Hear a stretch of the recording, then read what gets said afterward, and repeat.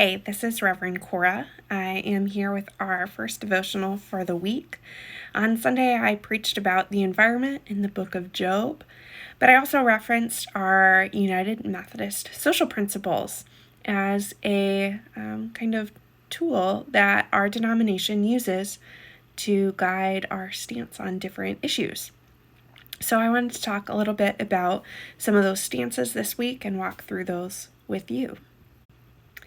So our social principles can be found in our Book of Discipline. This is our guidebook for United Methodists, and it contains a lot of rules and guidelines that we use as a denomination.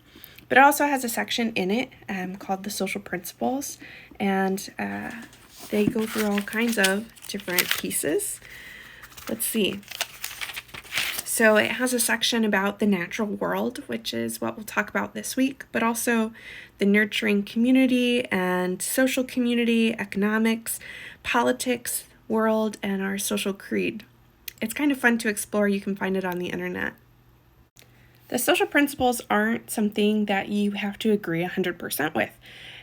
They don't have any kind of legal power in a sense, to where if a clergy person or a church went against what these principles said, that they would get in trouble. But they help uphold some of the values that we have as a denomination. So as we look at these, I have kind of 4 guiding questions that you can consider. 1, do you agree with this stance, right? Like on a spectrum of totally agree to totally disagree, where do you fall? 2, can you think of a scripture or a practice at church, something that we do, hymn that we sing that helps support this point of view? 3, where do we see our church, maybe Waterford Central, maybe Michigan churches, maybe our church is a global church, living into this principle in our ministries? And lastly, how could we do better? If you agree or even if you disagree, what could we do differently? So let's turn to the first principle that I have on our devotional sheet for today. It's a little out of order from what you find in the Book of Discipline, and this one's about animal life. So I'll read it. You're welcome to also Google this and follow along with me.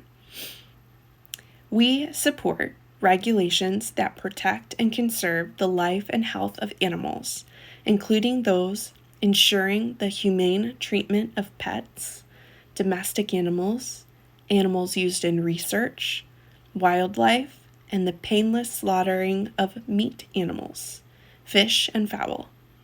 We recognized unmanaged and managed commercial, multinational, and corporate exploitation of wildlife and the destruction of the ecosystems on which they depend threatens the balance of natural systems, compromises biodiversity, reduces resilience, and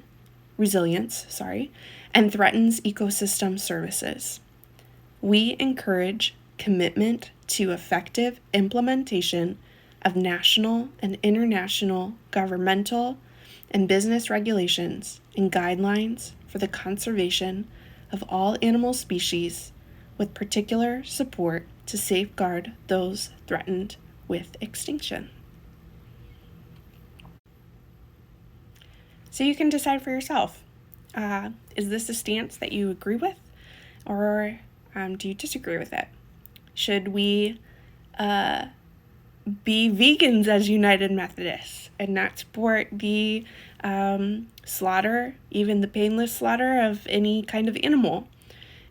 Or perhaps you feel the Bible promotes that we have, ultimate authority over all animals, and we shouldn't be, worried about this piece. Those are 2 extremes, right? Where do you fall in the middle? I think some of the scriptures that are brought to mind for me are like ones that I talked about on Sunday, the creation narrative. I also think about scriptures where people embrace God in nature. in animals. But I'm also thinking about stories where God casts evil demons into animals and, makes them run away. So, where do you see animal life in the Bible?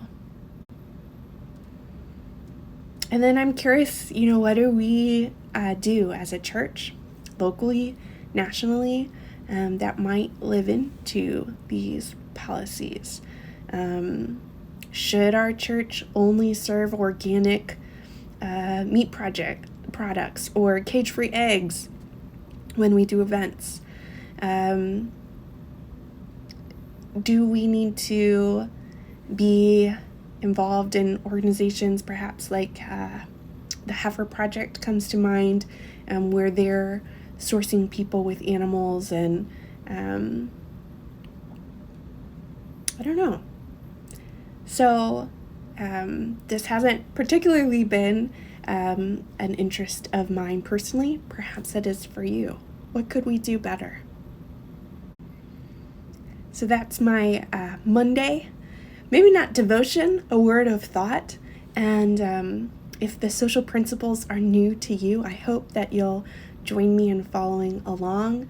I think they're a part of being United Methodist that I really love and appreciate, that we have argued as a global church about what kind of stance we should take on issues like this. So have a great day. I'll see you tomorrow.